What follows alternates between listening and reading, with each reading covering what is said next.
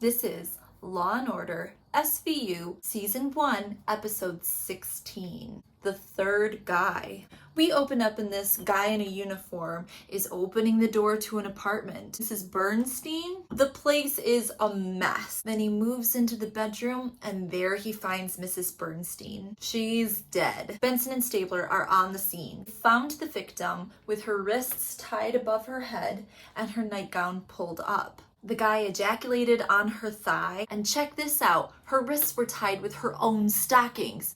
The attacker came unprepared. The rape was probably an afterthought. Stabler is particularly bothered that somebody would rape a very old woman. We're at the precinct, and Dr. Skoda is here. He's a psychiatrist. And right away we get the idea that Cragen isn't a fan. Alright, here's the working theory. The victim got up and made tea, refilled the bird feeder, and left the window open. She climbed back in bed to warm up, and the attacker, maybe a junkie, came in through the window. Stabler's still like, ugh, who would rape an old lady? Dr. Skoda just starts profiling somebody who's sexually inexperienced, late teens, early 20s, social misfit. If he's employed at all, it's probably menial work. His mother probably molested or abandoned him. Cragen's like, no offense, but I will ask the perpetrator about his mother. Munch and Jeffries are at the medical examiner, and they find out that the Vic died of natural causes, meaning she had a heart attack during the attack. It's still murder too because it happened during the commission of a Class A felony. Here's something weird. There's vulvar bruising, but no internal tearing. Maybe he was overexcited. Time of death was 10:53 a.m. Meanwhile, Benson and Stabler are interviewing one of the victim's old lady friends. Stabler is carrying her groceries for her. We find out she's broke. She did have some costume jewelry, so let's check the pawn shops. The pawn shop owner is a real dickhead. I don't deal in faux jewelry or stolen goods. And all they do is press him a little and he's like, fine, okay, there's 2 kids in here. He doesn't know their names. He's full of sass. Late teens, Dominican or Colombian. One is tall, one was short. One had a tattoo on his hand. All right, now you're gonna need to help us with a composite sketch. They're talking to the guy who found her. He is very eager to help. They have the composite sketch. Do you recognize these guys? No, but I really want to help nail the guys to the wall. They talk to his work partner, Jimmy. He's a little odd, but he's not a lot of help either. Jump to Jeffries and Munch, and they've found a woman who does know them. She talks like Dora the Explorer. She literally knows like everything about these 2 guys. They find out that their names are Carlos and Alfonso, and they do a baby stakeout. After 2.5 seconds, they see one of them handing off a prescription bottle. Surprise, motherfuckers, we're gonna put handcuffs on you. They pull the pills out of his pocket. Guess what? Bernstein, Lenore. So it looks like they got their guys, right? Benson and Stabler are first with Alfonso. He is clearly the follower, and Stabler gets a tongue length away from his ear and says, "Are you the one who raped her?" He's like, "No, sick, what? No!" Jump to the interrogation with Carlos, and he is clearly the ringleader. He says he didn't rape her either. He's cocky as fuck and is like, yeah, you can have my DNA. All right, they take swabs, but I don't know. Both of them wanted to give up their DNA immediately, which probably means it wasn't them.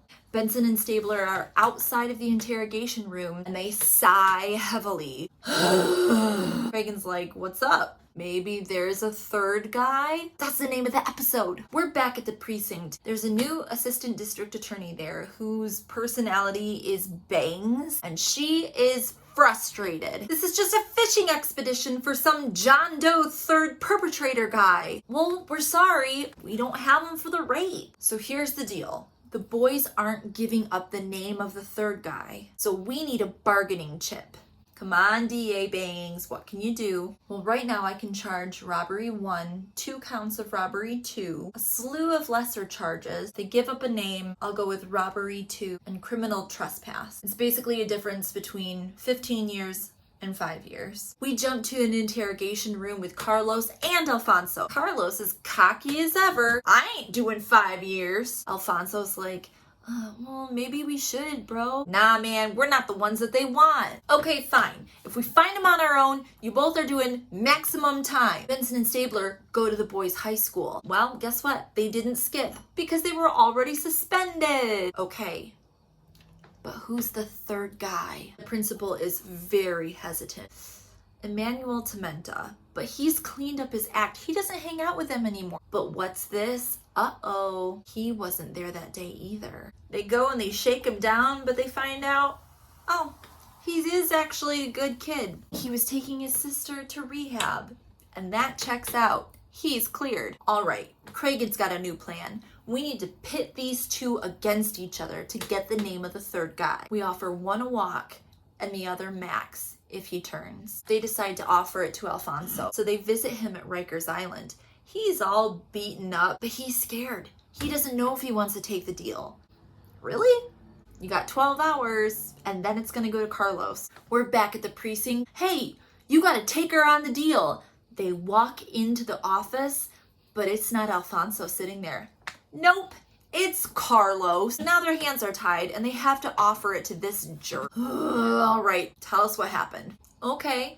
We came in through the window. We tied the old lady up. I thought Alfonso was gonna cry. She didn't have nothing. So we trashed the place to teach that bitch a lesson. Lesson for being poor. And the cuckoo clock went off. It scared Alfonso and he ran out. So I chased after him. But when he brought him back, he saw the medical delivery guy at the front door. Wearing a tan uniform, holding a clipboard. They saw him go in, so they left.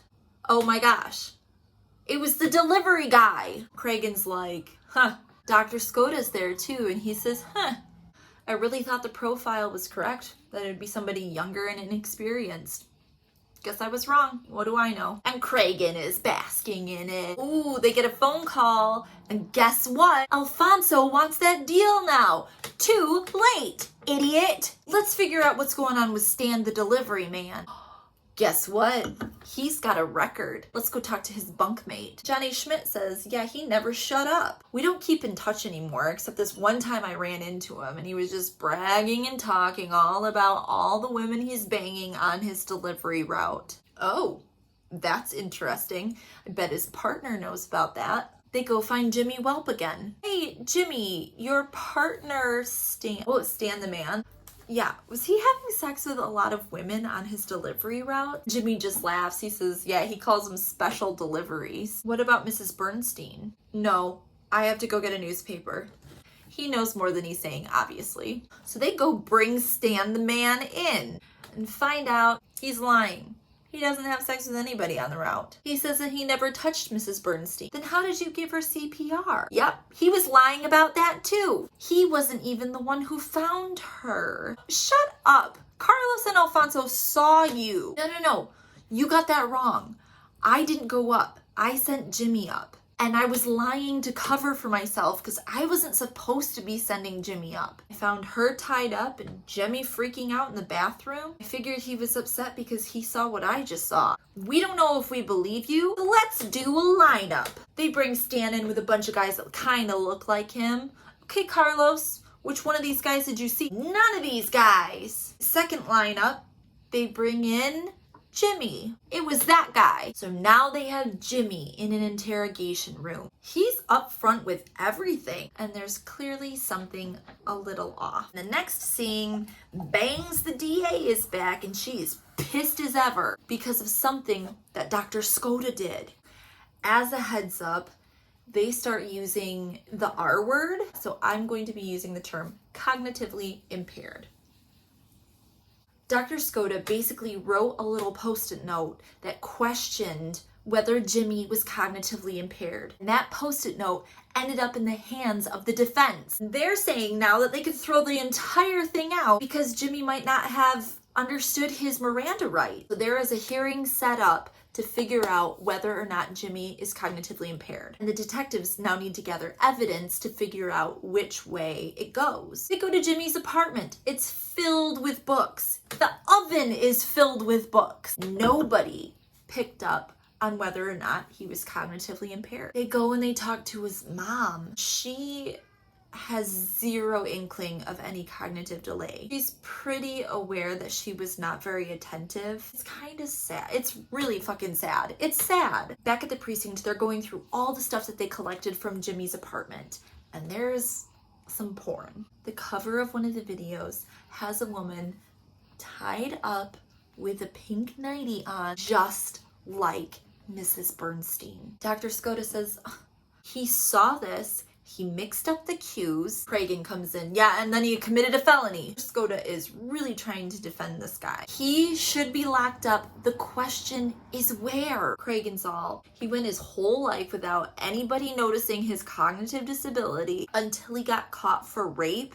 That's really convenient, isn't it? Dr. Skoda's like, no, I think it's really tragic. So we're gonna jump ahead to the Supreme Court hearing to see if we can prove what Jimmy's cognitive ability is, to see if he understood getting Mirandized. Stabler's on the stand. Jimmy's defense attorney gets up, gets up. He's actually in a wheelchair, so he wheels up. You cited all the books that he had in his apartment as proof that there was no cognitive disability. Did you ever ask him to read something? He read his rights. You passed him a paper with his rights on it and asked him to read it to himself? Okay. Well, and we read it to him. Jump to Jimmy on the stand. Jimmy, do you remember Detective Stabler reading you your rights? Yes. Can you tell us what they mean? You have the right to remain silent. Anything you say can and will be used against you in the court of law. Great. Can you tell me what that means? Those are my rights. Can you tell me what they mean? I just did. And through this interaction, Cragen is like, oh. Then it's Bang's turn. Jimmy, your attorney put a whole lot of people onto the stand today saying that you are cognitively impaired. My people all say that you're not cognitively impaired, but nobody asked you, are you cognitively impaired? And of course, Jimmy says, no. His lawyer starts to argue and say, a lot of people who are cognitively impaired won't admit to being cognitively impaired. Hey, I am not, and I can prove it. I'll tell you what happened to Mrs. Bernstein. Benson and Stabler are on the edge of their seat because they want to know. The judge says, I'd like to hear what he says, but this is going to be off the record. Go ahead, Jimmy. She was on the bed. She was not dressed. I knew what she wanted. I'd seen it in the video, but I'd never done it before. I got on top of her, and it felt so good. And then I tried to kiss her, but then something was wrong.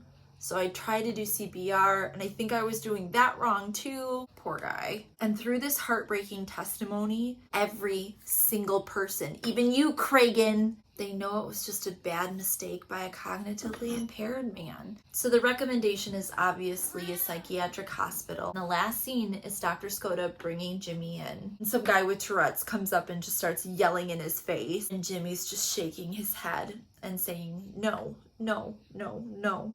And that is Law & Order, Season 1, Episode 16. Jum jum!